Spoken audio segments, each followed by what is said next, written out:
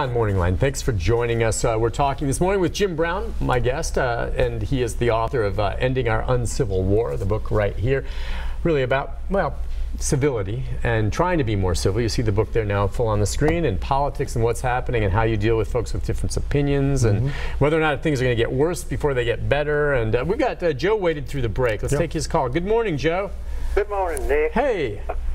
Just a comment. Sure. It seems like every time you turn around, there's either some group or some person that's trying to tell you that they know the answers to these problems we've got. Yeah. And they're pulling everybody in every different direction, and it just comes down to how many they can pick up to follow. Kind of reminds me of the cults that's been around for several years. I wonder how anybody can get their mind listening to one person telling them this is the way it should be, this is the way it is.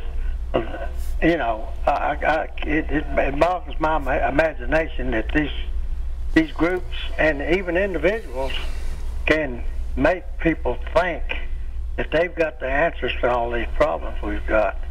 And it's all kinds of groups, all kinds of people, all got the answers. I don't see that there's one answer to all of this.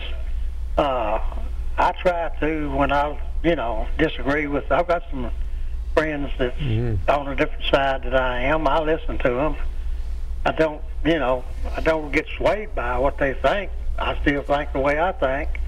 But it's easy to get sucked into thinking that this person is telling you this is the right way, and this is the only way, and this is the right person, this is the wrong person. Yeah. So everybody's got a mind. Yep, got to think for yourself to some degree instead. But I mean, yeah. What do you think? I mean, I think he makes a good point there. He makes a fabulous point, and I was thinking of something that I shared in a seminar over at Woodmont Christian Church, a 5-week series that we talked about, and also something I pulled last night from a survey. Joe, I think Joe's right. This is from 2017 Pew Research. More than half of Republicans and Democrats say they have few or no friends from the opposite party. And Joe's telling me he's listening to other people, which is he's the exception right now. 14% of Republicans have no Democrat friends, and 21% of Democrats have no Republican friends. What I think is happening is that it's trending differently now. We'll see how this polling goes, but a lot of people are coming up to me after speeches at Rotary Civic Clubs, book clubs, are saying, I got to get out of my bubble and I've got to change this. One other statistic, Joe, again, you hit the nail on the head. 57%, this is 1994, 57% of Democrats had an unfavorable view of Republicans, 68% of Republicans unfavorable view of Democrats, only 17% were very unfavorable, 1994. 2017, 81% of both parties have an unfavorable view of the other people from the other party, and 45% very unfavorable.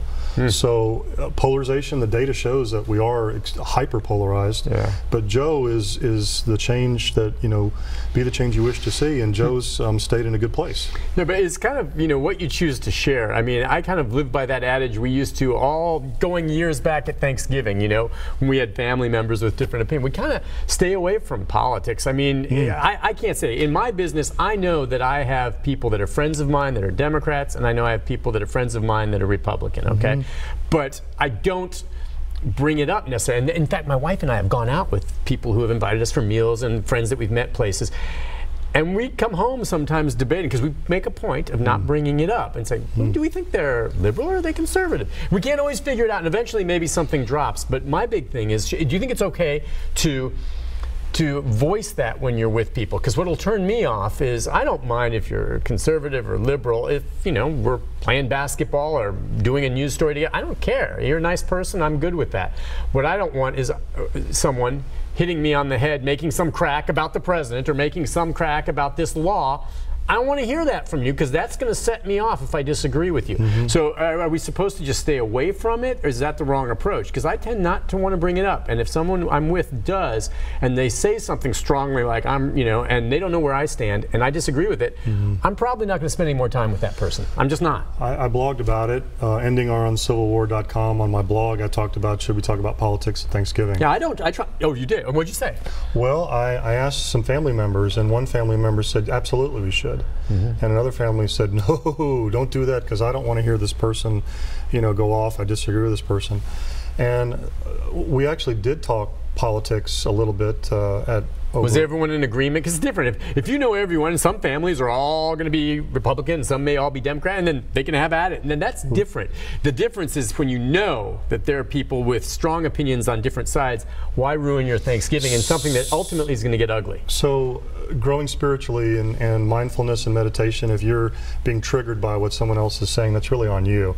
Well, yeah, right? yeah. I mean, so. But it depends on how they say it. I'm sorry. I'm going to say it's not me. Yeah, I can choose to ignore it. But if they're rude and just saying, well, obviously this is right and anyone who thinks otherwise is an idiot, well, that's not on me. You're a moron for calling me an idiot. So it's going to tick me off. I'm not going to go below that, especially if I disagree with their point of view. So it is on you. I know ultimately you can choose to ignore it. It'll be on me, and I will never spend another moment with them the rest of my life. So Dr. King had a different view, and this is why I picked his speech on agape. It was in the Dexter Baptist Church in November of 1957, and it spoke to me, and it's spoken to a lot of people, that you might be in front of the worst person you've ever seen, but you still have to love them, and that's what your faith teaches you. All the religions. Dr. King is so much better than me. And I can't fathom that. I'm sorry. He had problems when he was younger, and we all want to go there. But if you're regularly practicing listening, there was something on CBS 60 Minutes, Being in Circle, and Oprah had this wonderful group that she got together. It was right after the election. There were 7 people that voted for Trump and 7 that didn't.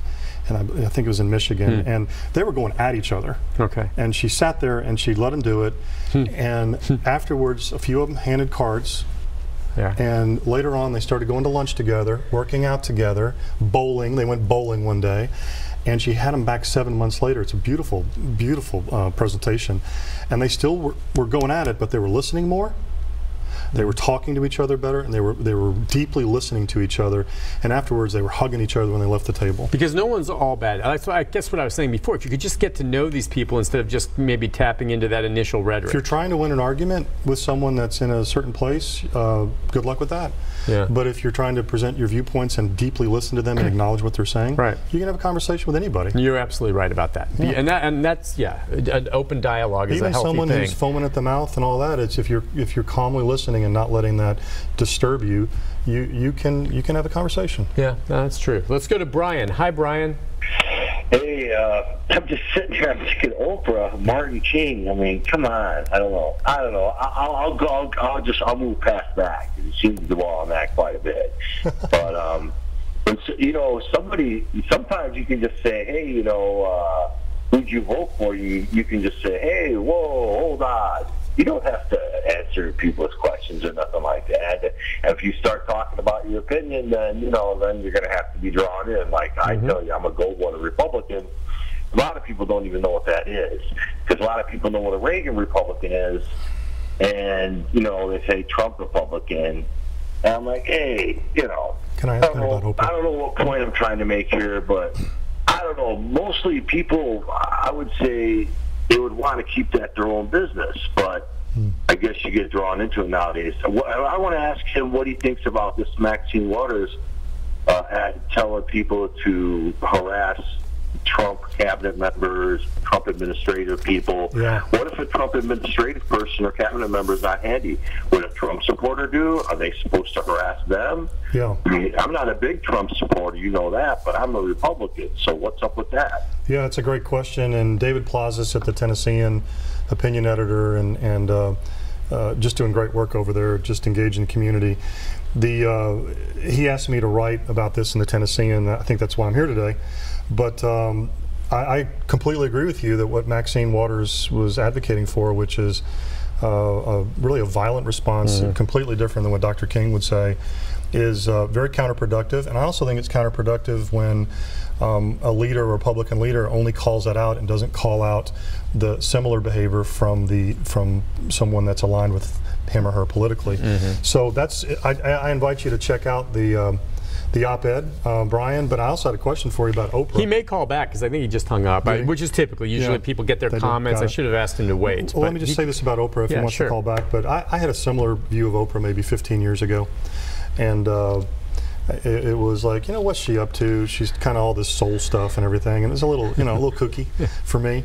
But as I've gotten a little older and read a little more and had some hard life lessons, I've picked up some of her stuff, and I've just finished a book yesterday, her book about Sundays, The Wisdom of Sundays.